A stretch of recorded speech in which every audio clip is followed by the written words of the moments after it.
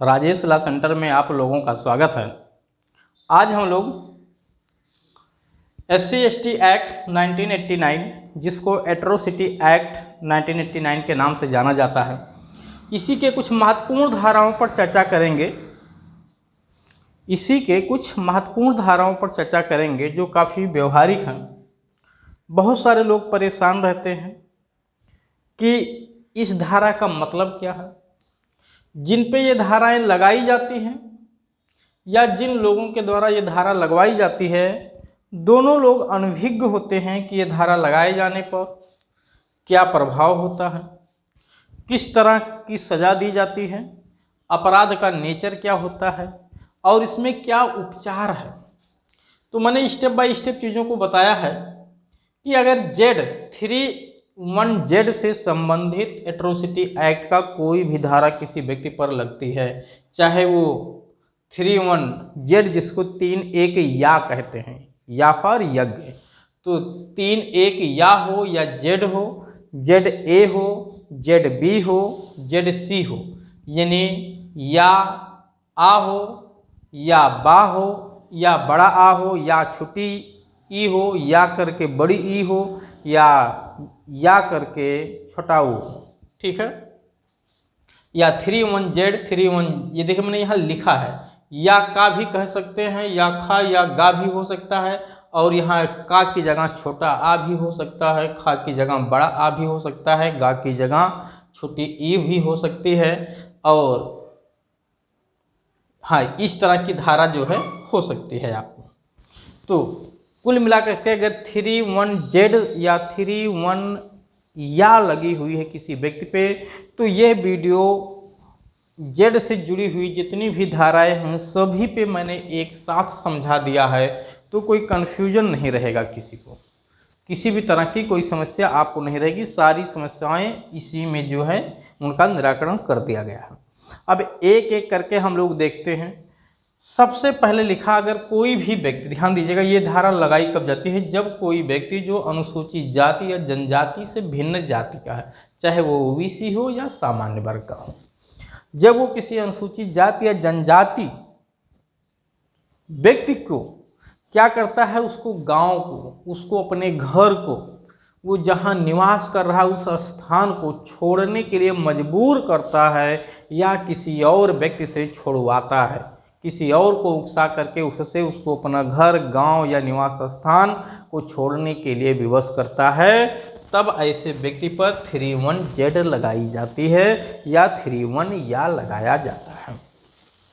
दूसरा, जब किसी व्यक्ति पर जो अनुसूचित जाति या जनजाति से भिन्न व्यक्ति है, ये आरोप लगाया गया है कि उसने किसी अनुसूचित जाति या जनजाति व्यक्ति को किसी कब्रिस्तान पे, शमशान घाट पे, जो पब्लिक स्थल हो, किसी का निजी कब्रिस्तान या शमशान घाट है, तो वहाँ पे जाने का किसी को राइट नहीं है जो उससे जुड़ा हुआ ना हो। तो पब्लिक प्लेस पे, कब्रिस्तान या शमशान स्थल हो, कोई नदी हो, जल हो, झरना हो, तालाब हो, कुआं हो, पोखर हो, गढ़ी हो, ठीक है, जहाँ कोई भी व्यक्ति आ जा सकता है, उस पानी का उपयोग कर सकता है, चाहे जानवरों की धुलाई के लिए, कपड़ों की धुलाई के लिए या स्नान करने के लिए, ठीक है, या किसी परिवहन स्थल पे, चाहे वो रेलवे स्टेशन हो, बस स्टेशन हो, टैक्सी स्टेशन हो, ठीक है, या किसी भी प्रकार का इस तरह का स्थल हो जहाँ से आवागमन के लिए साधन का उपयोग किया जाता है, साधन की व्यवस्था की गई है, या कोई मार्ग हो, सड़क हो, रोड हो, हाईवे हो, ऐसे स्थलों पर विरोध करता है, नहीं जाने दिया जाता है ऐसे लोगों को। किसको? अनुसूचित जाति या जनजाति वर्ग के व्यक्तियों को। या किसी साइकिल से नहीं जाने दिया जाता है, मोटरसाइकिल से नहीं जाने दिया जाता है, नया कपड़ा पहनने से किसी विशेष उत्सव पे, विशेष दिन पे, विशेष समारोह में मना किया जाता है, ठीक है। जूता नहीं, नया जूता नहीं पहन सकते हैं, इस स्थल पे जूता पहन के नहीं जा सकते हैं, बस तो वहाँ जाने का राइट हो, जाने का हमारा अधिकार हो, ठीक है, मना ना किया गया हो, प्रतिबंधित ना हो, तो आप ऐसे स्थान पे अनुसूचित जाति या जनजाति व्यक्ति को नया कपड़ा पहन के जाने पे, ठीक है, जैसे वो कोई भी अपना उत्सव मना रहे हैं, वहाँ नया कपड़ा पहनने पर उन पर रोक लगाया जा रहा हो, नया जूता पहनने पर रोक लगाया जा रहा हो, नया चप्पल पहनने पर रोक लगाया जा रहा हो। ठीक है, तो 31ZA लगता है, यानी 31ZU या का लगाया जाता है। ठीक, दूसरा पूजा स्थल, इसी में जो है पूजा स्थल पे जाने से रोका जाता है, सामाजिक कार्यों में जाने से रोका जाता है। ठीक है, या किसी सांस्कृतिक कार्यों पे जाने से, कार्यक्रम कहीं चल रहा है वहाँ जाने से रोका जाता है, कहीं नाच गाना चल रहा है वहाँ पे जाने से रोका जाता है, बस तो किसी का निजी अपना ना हो, पब्लिक प्लेस हो। या शिक्षा लेने से रोका जा रहा है, स्कूल में दाखिला लेने से रोका जा रहा है, बच्चों को भगाया जा रहा है। स्वास्थ्य पे उनको जो है रोका जा रहा है कि वो जो है स्वास्थ्य के बारे में अस्पताल में नहीं जा सकते हैं, सरकारी अस्पताल में नहीं जा सकते हैं, जो सामुदायिक स्वास्थ्य केंद्र है वहाँ नहीं जा सकते हैं। ठीक है, इस तरह से उनको रोका जा रहा है। और मनोरंजन का स्थल पे, कहीं मनोरंजन का स्थल है, चाहे वो थिएटर हो, चाहे वो छोटा स्थल हो, कहीं पे नाच गाना चल रहा हो, ऐसे स्थानों पर रोका जाता है। या उनको जो है जुलूस निकालने से रोका जाता है, सामूहिक जुलूस, शोभा यात्रा निकालने से रोका जाता है, घोड़े से बैठ के जाने पर रोका जाता है। आए दिन राजस्थान में इस तरह की घटना घटती रहती है कि जो है किसी अनुसूचित जाति या जनजाति व्यक्ति की शादी थी, वो जो है घोड़े से शोभा यात्रा निकाल रहा था या घोड़ी पे बैठ के शोभा यात्रा निकाल रहा था, उसको जो है कुछ वर्ग के व्यक्तियों ने शोभा यात्रा निकालने से रोका है, मारा पीटा है। तो इस तरह के अपराध करने पे, इस तरह से रोकने पे, यहीं पे जो है अपराध था। कोई सामूहिक जुलूस, कोई धार्मिक जुलूस या कोई अन्यथा जुलूस निकाल रहे हैं, ठीक है, धरना प्रदर्शन करने पे, जो उनका राइट है, करने से रोका जा रहा है, तो ये रोकना अपराध है और इस धारा में FIR दर्ज कराई जा सकती है। कौन सी धारा है? 31ZA, जिसको 31 का भी कहा जाता है SC/ST एक्ट की।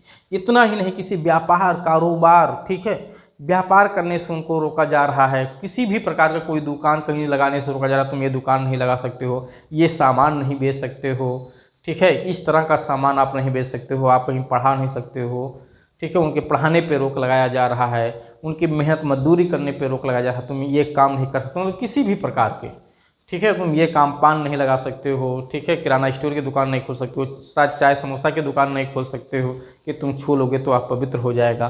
तो इस तरह से अगर उन पे किसी भी प्रकार का रोक आपने उनको लगाया, क्योंकि वो कोई भी व्यक्ति व्यापार, कारोबार, उपजीविका के लिए कार्य कर सकते हैं, ये हर व्यक्ति का राइट है, किसी को आप रोक नहीं सकते हैं।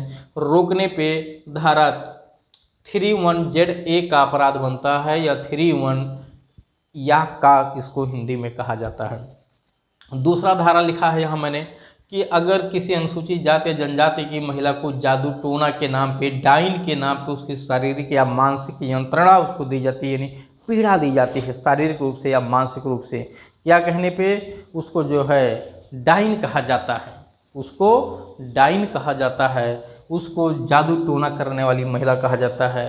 ये नज़र मार देती है, ठीक है, जादू कर देती है लोगों को, लोगों पे, लोग परेशान हो जाते हैं, इस तरह के शब्द अगर आप कहते हैं उसको, उसके लिए मारते पीटते हैं या कोई मानसिक जो है पीड़ा पहुंचाते हैं, तो ये धारा 31ZB का अपराध होता है। किस धारा का? 31ZB, जिसको या खा भी कहा जाता है, 31 या खा भी कहा जाता है। दूसरा, सामाजिक या आर्थिक बहिष्कार किया जाता है, यानी अनुसूचित जाति या जनजाति व्यक्ति का अगर सामाजिक रूप से, यानी समाज में रहने से, आर्थिक रूप से यहाँ पे आप काम नहीं कर सकते, यहाँ पैसा नहीं लगा सकते हो, इसमें निवेश नहीं कर सकते हो, इस तरह से उनका बहिष्कार किया जाता है, तो वहाँ पे 31 या गा लगाया जाता है, या 31ZC की धारा लगती है। इस धारा में ये अपराध है। इस तरह से कार्य करने से आप किसी अनुसूचित जाति या जनजाति व्यक्ति को नहीं रोक सकते, या अनुसूचित जाति या जनजाति वर्ग का व्यक्ति भी किसी अन्य व्यक्ति को भी नहीं रोक सकते, यानी कोई किसी को नहीं रोक सकता। ये हर व्यक्ति का राइट है, उसको संवैधानिक राइट मिला हुआ है। इसमें तो बहुत सारे अधिकार, उसको संवैधानिक अधिकार यानी फंडामेंटल राइट भी है, जिसको मूल अधिकार के नाम से भी जाना जाता है। अब प्रश्न है, इस तरह का अगर कोई भी व्यक्ति कहीं किसी के साथ भेदभाव या व्यवहार किया है तो उस पर क्या किया जाएगा? सबसे पहले ऐसे व्यक्ति जो इससे पीड़ित हैं उनके लिए मैं यही कहूँगा कि वो सबसे पहले इसके अपने नज़दीकी थाना पे, पुलिस स्टेशन पे जा कर के तहरीर दे, यानी जो है सूचना दें, ठीक, FIR दर्ज होने के लिए इन धाराओं में। तो धारा आपको नहीं बतानी है, जिस तरह के आपके साथ यंत्रणा, आपको पीड़ा पहुंचाई गई है, आपको परेशान किया गया है, आपको रोका गया है, आप उसी बात की शिकायत आपको जाकर के पुलिस स्टेशन में करना है। हाँ, एक बात मैं ज़रूर कर दूँ, किसी भी व्यक्ति को फर्जी परेशान करने के लिए कभी भी, ठीक है, कोई फर्जी तहरीर थाने पे मत दीजिएगा। अगर आप फर्जी तहरीर दे करके किसी को परेशान करेंगे तो निश्चित है आप भी परेशान होंगे, ये ध्यान दीजिएगा। तो ना तो खुद परेशान होइए, ना किसी को परेशान करिए। हाँ, लेकिन अगर किसी ने इस तरह का कोई गलत किया है आपके साथ तो निश्चित तौर से आप थाने पे तहरीर दीजिए, क्योंकि ये आपका संवैधानिक अधिकार है, आपका विधिक अधिकार है और सामाजिक कर्तव्य भी है कि इस तरह से लोगों के जो है गलत करने पर उनको रोका जाए। FIR आपकी वहाँ से दर्ज हो जाएगी। अगर थाने से FIR नहीं दर्ज होती है, आप इसकी शिकायत SP को करिए। SP के आदेशानुसार FIR दर्ज हो जाएगी। अगर वहाँ से भी नहीं शिकायत होती है तो आप और वरिष्ठ पुलिस अधिकारियों को भी एप्लीकेशन दे सकते हैं, IG DIG को दे सकते हैं, DGP को भी दे सकते हैं, SC ST आयोग को अपनी रिपोर्ट दे सकते हैं। अब उसके बाद भी अगर नहीं समझ आप कोर्ट में जा कर के सीधा सा 156(3) में या धारा 200 में आप जो है अपनी शिकायत कोर्ट से दर्ज करा सकते हैं। वहाँ से FIR दर्ज होने का आदेश हो जाएगा। तो FIR कैसे दर्ज कराया जाए, इस पर ऑलरेडी चैनल पे वीडियो उपलब्ध है, मुझे अलग से बताने की ज़रूरत नहीं है। हाँ, अब इसके प्रभाव क्या होंगे हम लोग इस पर चर्चा करेंगे, फिर उपचार पर चर्चा करेंगे। लेकिन मैं एक चीज़ तो बताना आप लोगों को भूल गया यहाँ पे, ठीक है। जैसा कि हर वीडियो में मैं इस बात को बताता रहता हूँ कि हमारे यहाँ केवल वीडियो बनाने का काम ही नहीं होता है, बल्कि PCSJ APO HJS की तैयारी भी कराई जाती है, अर्थात न्यायिक सेवा की तैयारी भी कराई जाती है। जिस किसी बच्चे को जो LLB करने वाला है, कर चुका है या कर रहा है, अगर उसको न्यायिक सेवा की या PCSJ की तैयारी करना है या लॉ से संबंधित किसी भी विषय पे उसको अपनी पकड़ मजबूत करना है या वो प्रैक्टिस कर रहा है, तो इस नंबर पे वो संपर्क करके अपनी सुविधानुसार क्लास ज्वाइन कर सकता है। हमारे यहाँ ऑनलाइन और ऑफलाइन दोनों प्रकार के क्लास की सुविधा उपलब्ध है। साथ ही साथ आप इस विषय से जुड़े हुए हो या किसी और भी विषय से जुड़े हुए किसी भी विधिक प्रश्न पे सलाह लेने के लिए इस नंबर पर संपर्क कर सकते हैं। हाँ, हो सकता है आप पर एक समुचित एवं रिजनेबल फीस लगाई जा सके। अब इसके प्रभाव को हम लोग देखें तो मैंने सबसे पहले कहा FIR दर्ज करवाइए। FIR दर्ज करवाने पे एक ये ध्यान रखिएगा, इस धारा के साथ साथ IPC की भी कुछ धाराएं लगाई जा सकती हैं आप पे जो इससे जुड़ी हुई हैं। साथ ही साथ जैसे आने जाने से रोकने पे 341 342 का भी अपराध बन जाता है इसमें, ठीक। दूसरा, आप पे इसके साथ ही साथ जो है 32B ये भी लगाई जा सकती है, 32BA या 32V का, ठीक है, या 325 का भी ऐसी भी धारा लगाई जा सकती है। ये धारा अक्सर बहुत फेमस है SC ST एक्ट की 32BA। इस पर ऑलरेडी वीडियो बना हुआ है। ये धारा क्या होती है, इसका क्या प्रभाव है, मैं पहले ही वीडियो में इसको समझा चुका हूँ।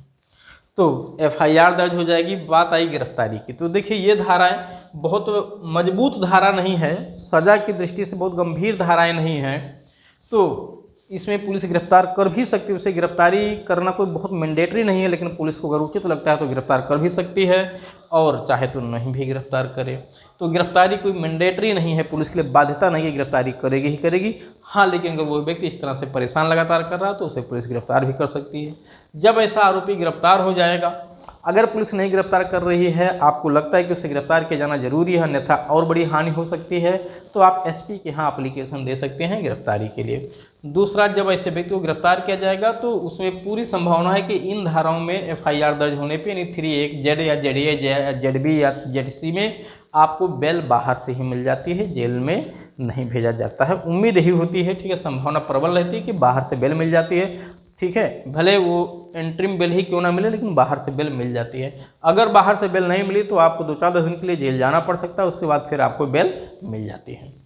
सज़ा की बात आई तो ये धारा लगने पे जो सज़ा की बात की गई 6 महीने मिनिमम सज़ा दी जाएगी। ध्यान रखिएगा, कम से कम 6 महीने की सज़ा का प्रावधान किया गया है। इसके साथ ही साथ अगर IPC की कोई धारा लगती है, ठीक है, इसके साथ साथ IPC की कोई धारा लगती है तो वो धारा में भी आपको सज़ा दी जा सकती है।